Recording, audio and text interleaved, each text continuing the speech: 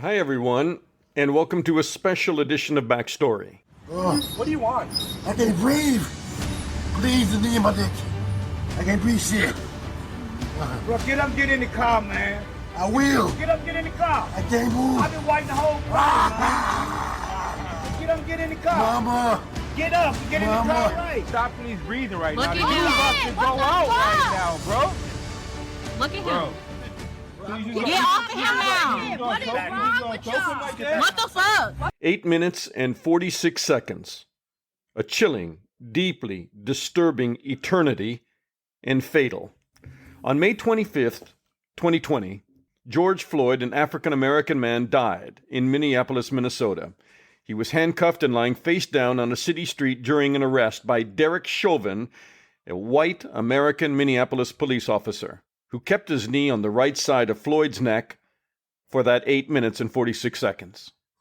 2 minutes and 53 seconds of that time, Floyd had already become unconscious, unresponsive, and the streets across America erupted in violence.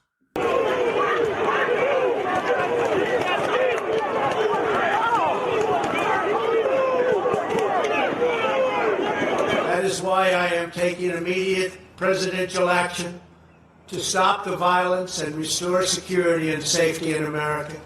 Anger and sadness that has been ingrained in our Black community, not just because of 5 minutes of horror, but 400 years. If you're feeling that sadness and that anger, it's not only understandable, it's right. Before I became a foreign correspondent, I was a crime reporter for 6 years. I worked out of police headquarters in Toronto, Canada, covering cops and crime and the courts. There were racist policemen. Most, I think, were decent, good cops, but it is deeply rooted in police culture. How do we clean it up? Why can't American police forces stop these killings? This one with a knee in George Floyd's neck. Others have been gunned down, some shot in the back. Reform police now. How? In this backstory, we take you to Los Angeles to talk to a former LAPD Black police officer. To New York, we will interview a former Internal Affairs Police lieutenant. And finally, the New York University Legal Project to discuss the law and police reform. A backstory to give you some deeper understanding of what needs to change and why racist police practices, even murder, don't stop, and maybe won't stop.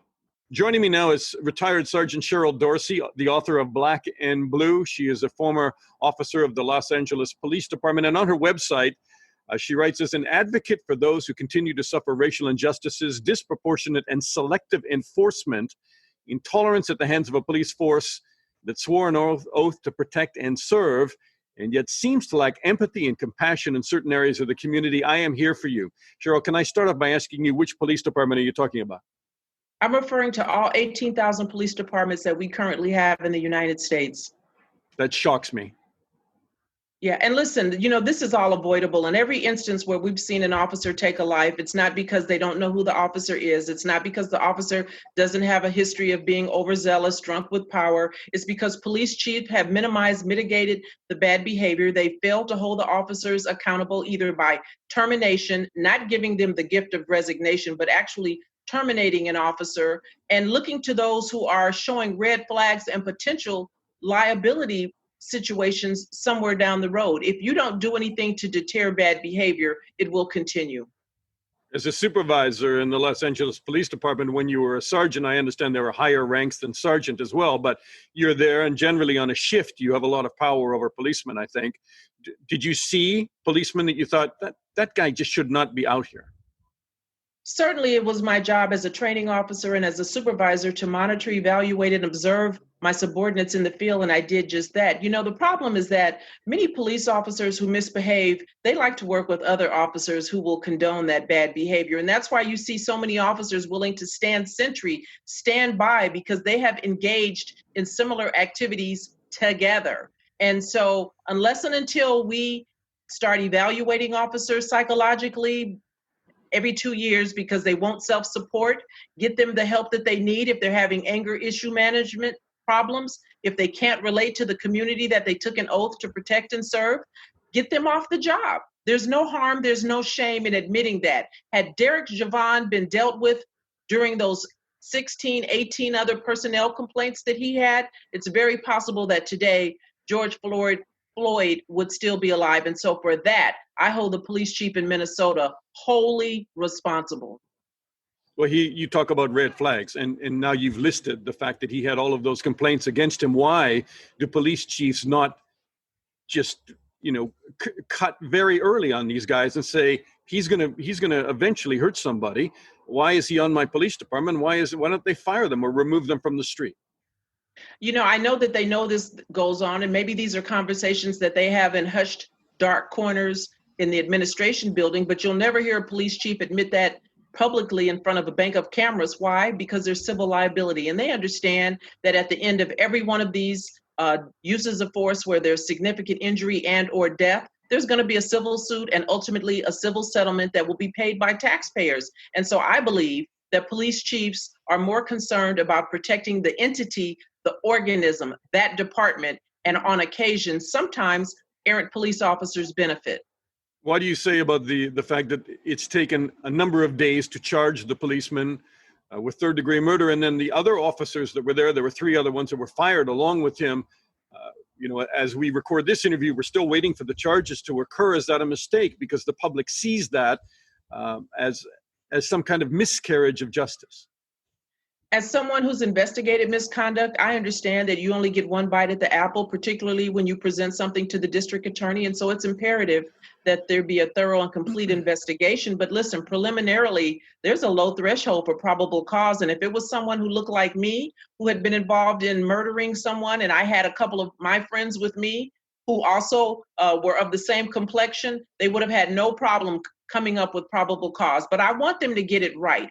And as far as the others, as far as them waiting so long, I think really there was no appetite to do anything in the first place, right? Because were it not for that video going viral and us seeing it and all of the outbursts that came as a result of this, they tried to first tell us that Mr. Floyd died because of a medical incident. And we knew that that was not true. They were being intellectually dishonest. And so at some point, they're going to charge these other officers. I hope the community will be patient. I hope that they won't use this as a reason to continue to be destructive.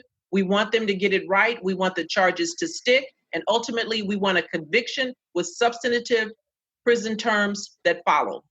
How do you change policing across America in all those different jurisdictions with different budgets and different training standards? And some of them, I've taken a look at the recruitment videos. They are, military recruitment videos with guys shooting weapons. And how do you change that psychologically, where you say, you know what, you are members of our community, you are part of the community, you have to police with a soft hand when you can? How do you change the mentality, and how do you bring about a national standard of police training to change the psychology? Well, it's not a training issue, but the way you change it is with background checks. The way you change it is with psychological evaluations when they're on and thereafter, because you may come on with well intentions, you may wind up with a partner who taints you, and because you understand that you want to be pleasing to your partner, you want them to know that you have their back. That's a big thing in police culture. And so, but when you find an officer who can't do that, who doesn't meet those standards, then there has to be an appetite for police chiefs to get them off the department. Folks need to get on these police departments. I talk to young people who look like me, and they're quick to come up with a multitude of reasons as to why they don't want to be the police. But listen, you can't affect change from the outside if you're not on there. It's going to take more than one particular thing to fix it. Folks need to vote. Every police chief serves at the pleasure of an elected mayor.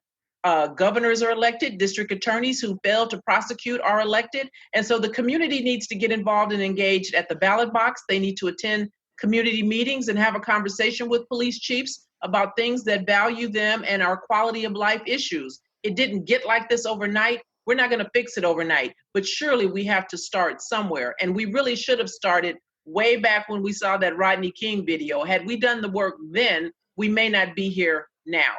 President Trump hasn't done much to calm the situation. Are you disappointed that you didn't get a a more unifying message from the White House, or any kind of message at all, really? This president is soulless. He has no moral compass, and he does nothing that disappoints me because I expect him to do exactly what it is he does day in and day out. There's a reason. He's speaking to his base. Sometimes it's a whistle, dog whistle. Other times it's a megaphone, but he's speaking to a very select group, and he's concerned about those votes. And so we have to make sure that we give him a clear and definitive message on November 3rd and get him out of office. Because listen, if you want the Attorney General of the United States to investigate civil rights investigations, you need to understand it's not going to happen under this administration. And so, no, I don't look to this president for anything comforting.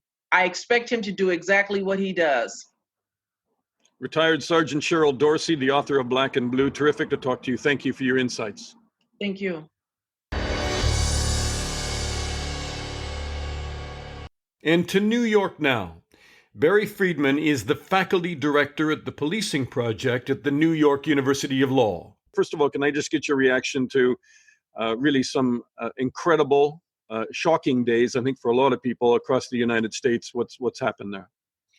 I mean, it's incredibly troubling. Obviously, it all began with the killing of George Floyd, and that has set off widespread protests that are a reaction not only to that killing, but I think pent-up frustrations about years of how policing has been conducted in the United States.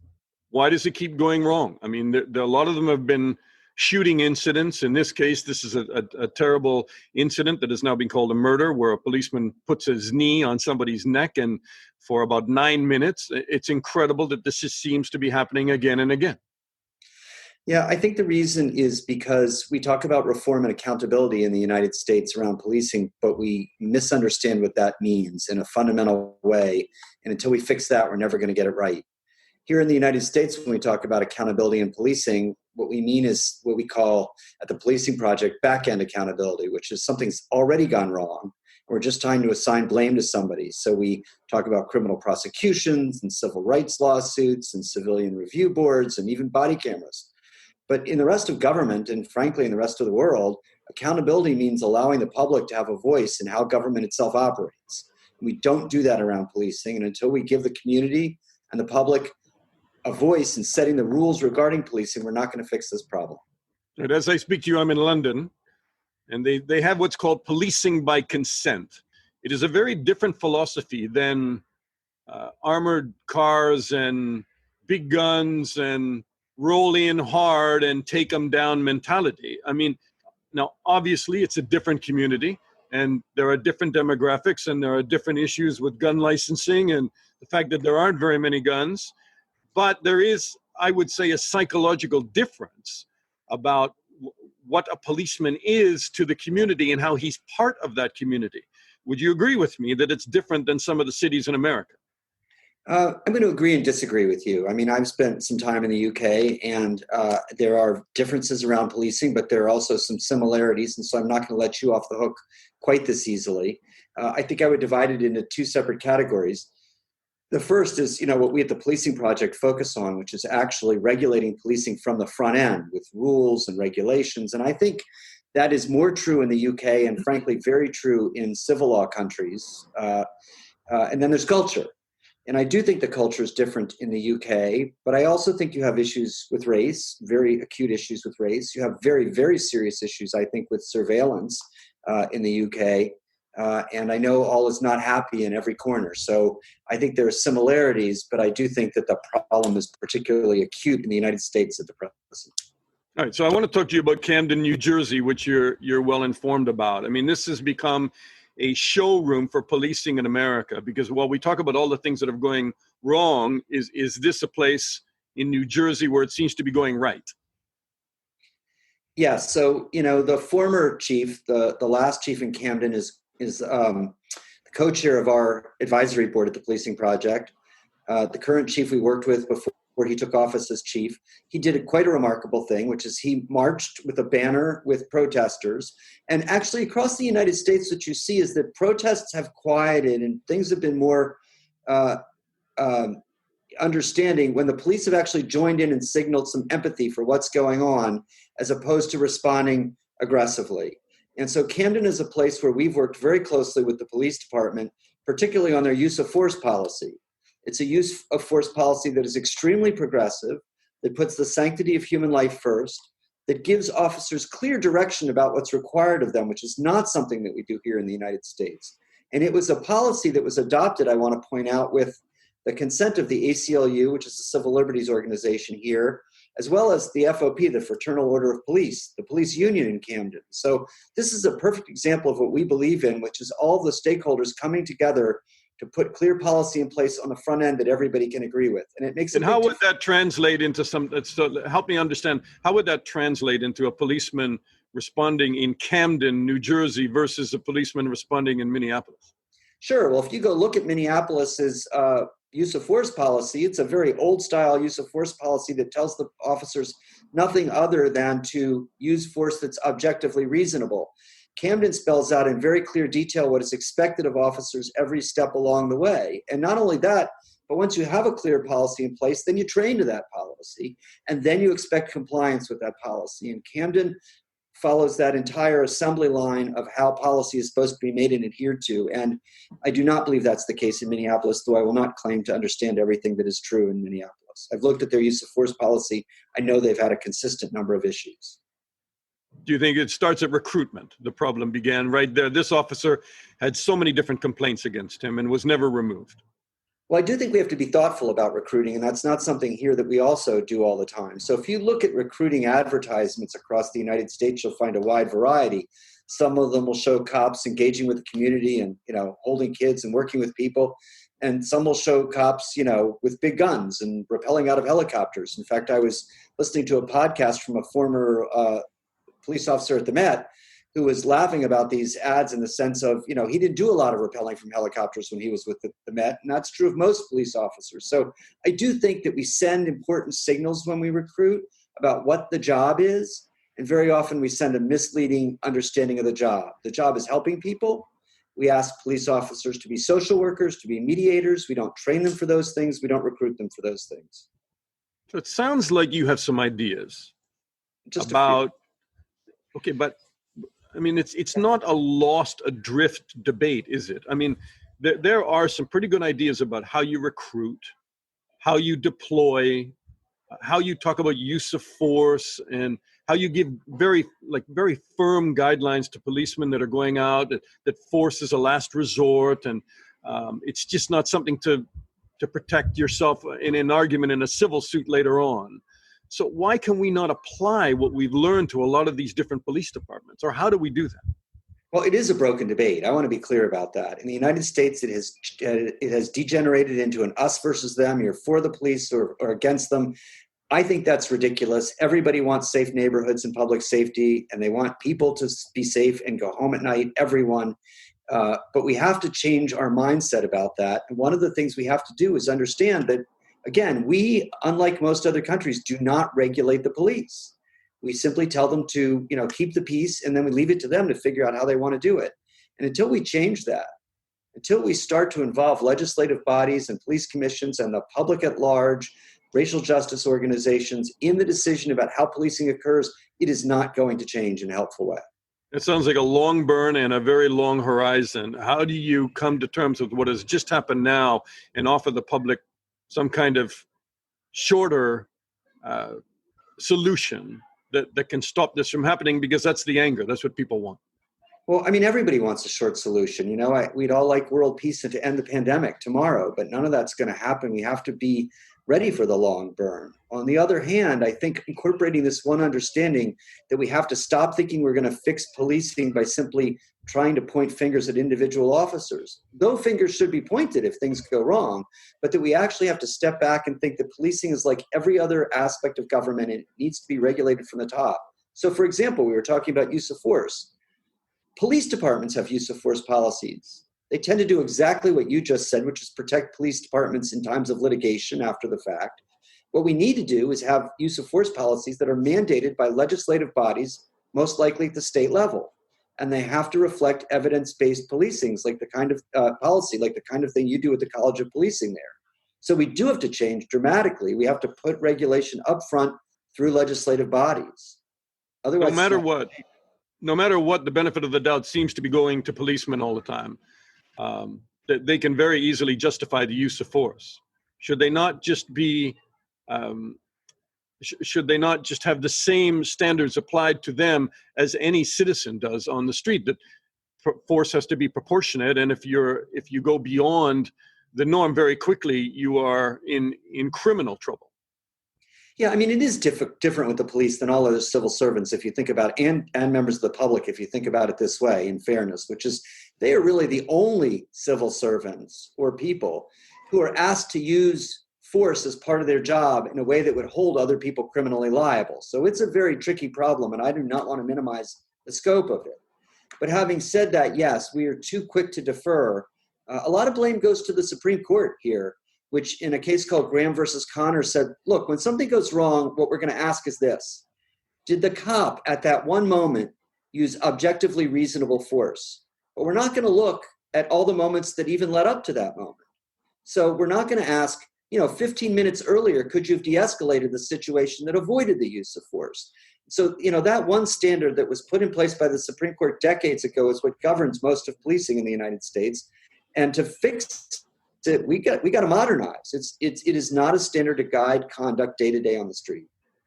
Barry Friedman, faculty director at the Policing Project at the New York University of Law. Thank you so much. Good to meet you. Take care.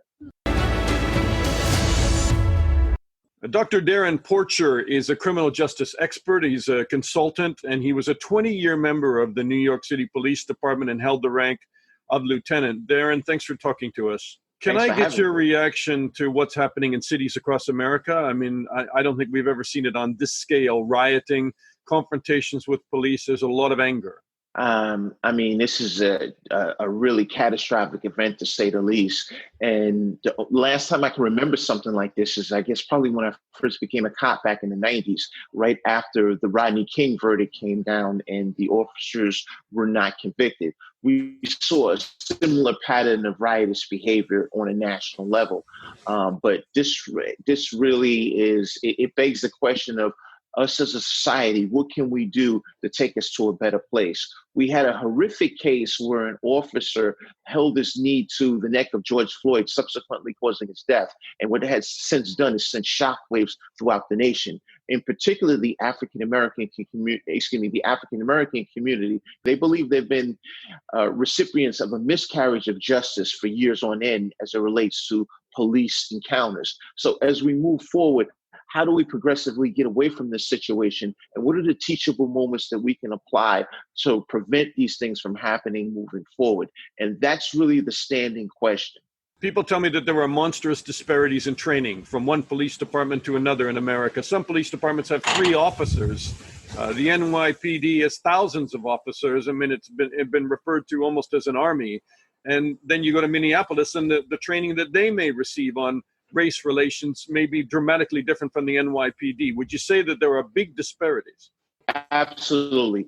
Professional development is geographical, coupled with the financial component or the tax revenue that drives the municipality's ability to fund the police department. So when we look at the professional development in a place like New York City, for example, you see a very different dynamic in comparison to a place like Jackson Hole, Wyoming.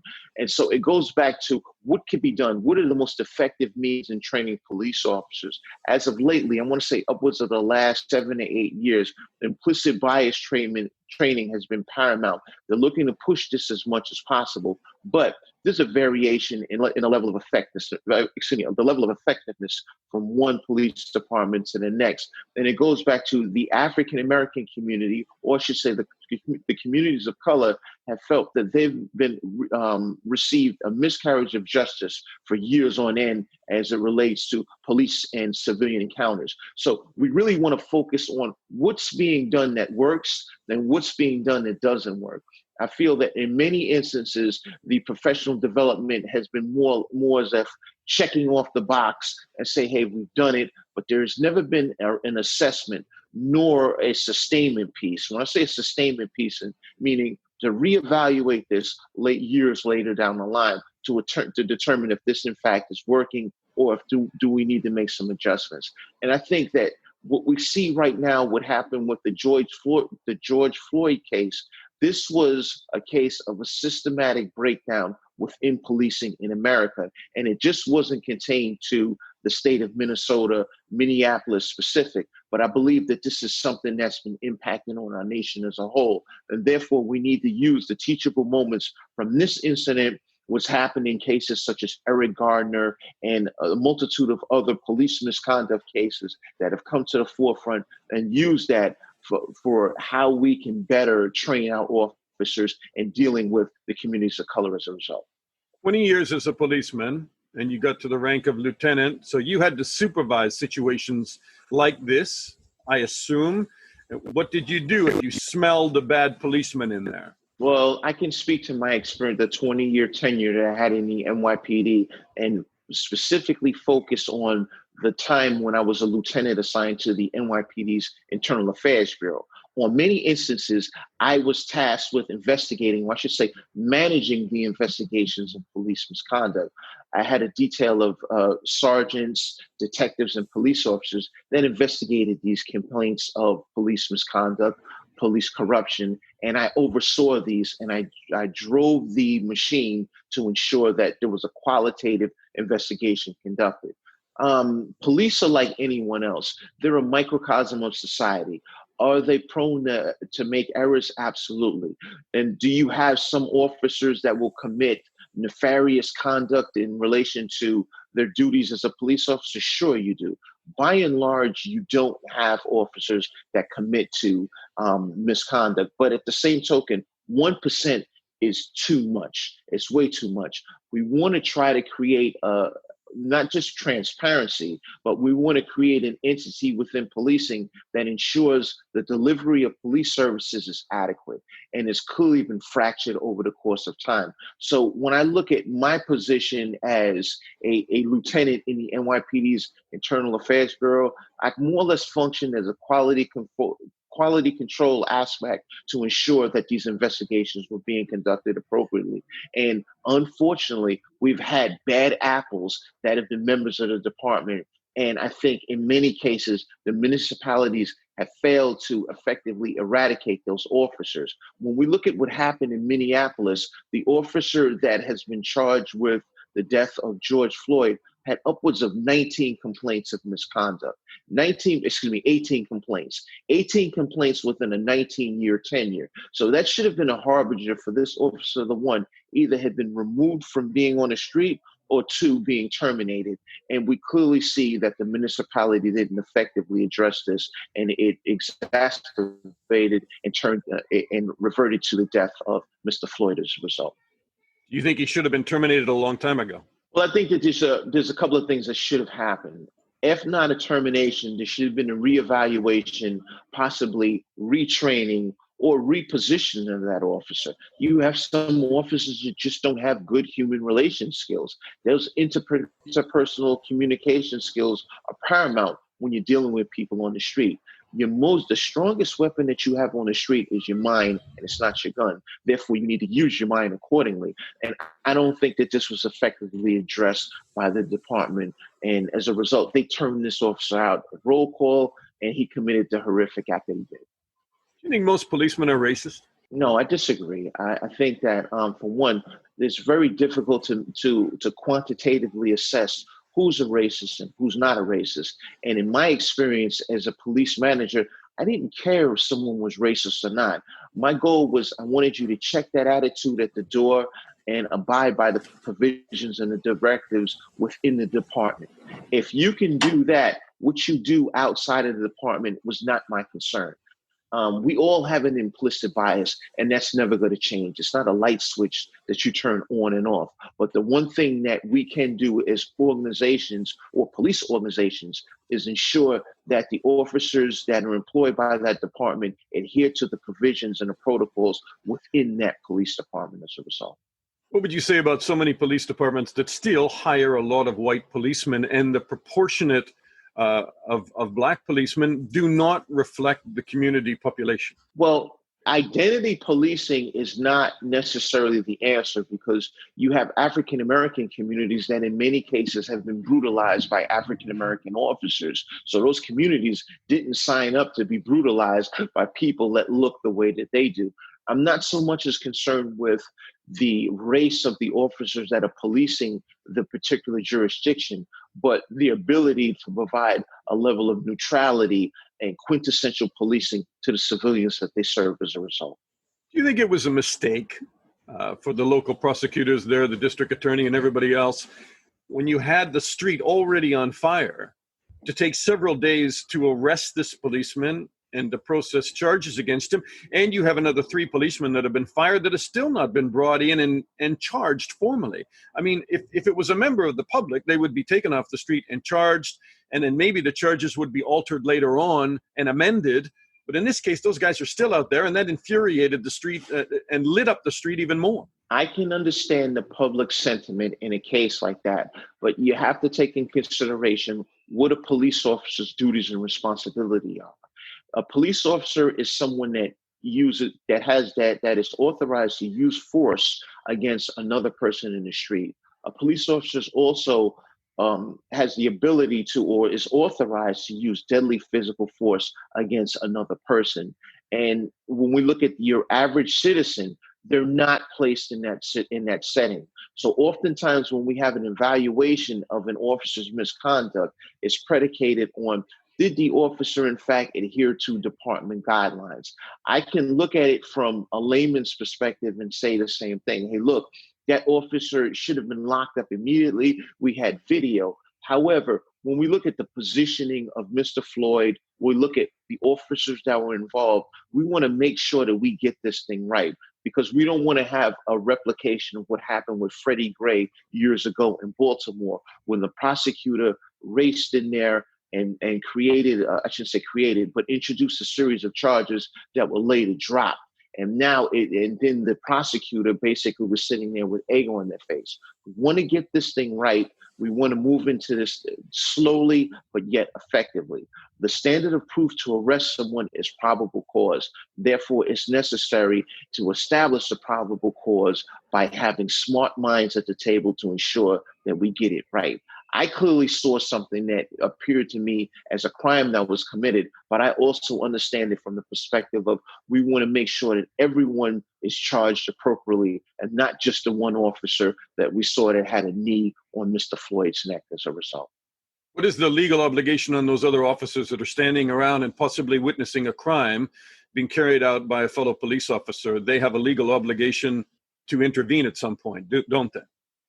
Absolutely. The officers, the bystanding officers, are complicit in the officers' actions just as much, because they have a duty to respond to tell the officer to stop or report that officer to the appropriate authority. Just to circle back on that, Mr. Floyd was on the ground with the officer's neck to his, with the officer's knee to his neck for 8 minutes and 53 seconds. After 7 minutes, Mr. Floyd no longer had vital signs. In addition to Mr. Floyd no longer having vital signs, there was an officer to the right of the officer with his knee on Mr. Floyd's neck, which stated, hey, you should let up. The officer refused to let up. So for another 2 minutes and 53 seconds, the officer continued to hold his knee on Mr. Floyd's neck, after it was determined that Mr. Floyd no longer had vital signs. So those officers, once again, are complicit, and it seems as if this was a systemic culture within that department to either cover up misconduct or not take the appropriate action. And I truly believe that the wheels of justice are in motion, and it's just imminent before we see another or 3 arrests in connection with the other officers that I would refer to as co-conspirators. Should we be banning things like a knee to the neck for restraint of somebody under arrest, or chokeholds, which have been a big issue in America, or is that just too short-sighted? The real issue is policemen who handle force proportionately. I think any act that an officer would commit against a citizen that can cause them undue harm, or it would refer to it as being excessive force, should be something that should be prohibited by that department's guidelines. We can create more and more rules, but ultimately it evolves around the appropriate supervision and the insurance that the officers are proceeding accordingly. If you don't have a supervisory matrix in play to monitor what officers are doing when they're out in the field, you're always going to be subjected to incidents like this. Therefore, we need to revert to what is the management style in that department to ensure that these officers are doing what they're supposed to do. In addition to that, the supervisor, or I should say, the leadership of any police department sets the tone. They set a precedence for what officers are supposed to do. And you see this in all, not just in policing, but in all aspects of employment. You have certain supervisors that people feel that, look, they can run circles around. And then you have other managers where people will say, hey, look, you know what? This person is working, therefore we need to do it by the book. And that goes back to setting the tone accordingly to ensure that the appropriate policing is introduced to us as a whole in society. How do we stop these things from happening? I know it's such a simple question to ask, and we could talk for hours in the answer. But is there kind of a headline answer that when you think about this, when the public is out there in the street demonstrating, saying enough is enough, we don't want any more of these, how do we stop them? Will they ever stop, or are we just going to have to accept that there are some bad apples, and once or three times a year in America, we're going to have the same problem again and again and again? We need to constantly revolutionize the professional development in departments. In addition, it needs to be a sustainment piece. When I say a sustainment piece, this needs to always be revisited, maybe every 3 months, 6 months, a year, to determine the effectiveness of the professional development that's within that department. It can't be a situation where there's a standing order of rules and we just kind of leave it in the binder and we use that binder when someone does something wrong. And that, I believe, is the key to getting to a more quintessential policing method in the United States. Because oftentimes, year on end, we merely create an semblance of rules. After something goes wrong, it stays in a binder and we use it for disciplinary purposes when the officer does something wrong. However, we don't reevaluate the effectiveness of the rules that are on the books. And I think that is the key to getting to a better place. I can't say that we'll never have a case where these incidents won't occur in the future. Granted, we don't have a national standard of policing in the United States. Each municipality is governed by their own set of rules. If there was a national standard, therein lies a very big problem. Right. If we had a national standard or a gold standard that all departments should adhere to, do I think that can be something that works? I believe that can be a credible or more plausible solution. But the problem that we have with setting a national standard is the budgets for police departments come from municipal tax revenues. So the tax revenues in a particular area will determine the number of police that you have and the resources that you have in a particular department. There's no way for you to have uniformity based on that. And so as a result of that, you just have some departments that have more resources and more training than others, as we mentioned at the top of the interview.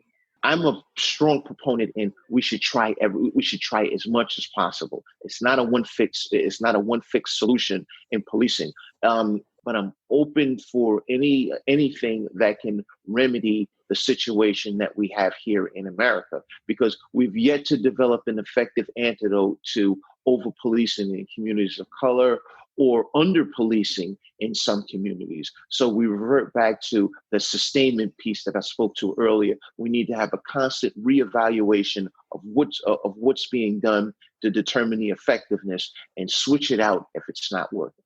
Do you think the positive out of this is it's going to reignite and I hate to even use that word, it's going to renew a national debate, because people understand now in this day and age of the internet, that seconds later, what happens on the East Coast is across on the West Coast. And now you have rioting in several dozen cities in America. It is a national problem, just not a local problem. I truly agree that it is a national problem, but not all municipalities in the United States are experiencing the same thing. we may want to lend credence to the teachable moments from these departments that are not having issues of excessive use of force. We also want to look to how the African American, or I should say the minority communities, feel as if they're disturbed. What I've found by far is it's not just a race issue, but socioeconomics tend to be a driving factor in over-policing or hyper-aggressive policing in certain communities. So when we look at the socioeconomic factor, that's something that we have to take in consideration. It may be a situation where, although the community may be underserved with tax revenue, this may be a harbinger for a necessity from the federal government in terms of grants to ensure that that department is up to snuff and polices the community. Large cities like New York, Los Angeles, and Chicago, oftentimes have the resources, but it's clear that there is a problem with connecting with these communities. And I think in many cases, we may have to bring in outside entities such as community leadership or people from a granular level, meaning those grassroots people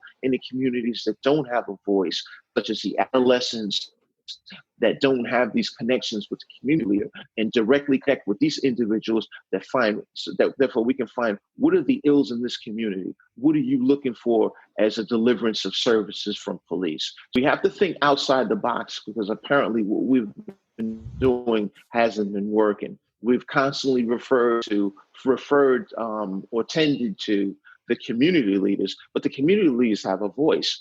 Darren Porcher, thank you so much. And that's this special edition of Backstory. These are troubling times in America. Democratic candidate for president Joe Biden has called the killing of George Floyd a wake-up call for the nation. And the state of Minnesota has launched a civil rights probe into the Minneapolis police. The investigation, they say, will review policies, procedures, and practices over the last 10 years to determine if the department has systematically discriminated against people of color. I'm Dana Lewis. Please subscribe to Backstory and share the link.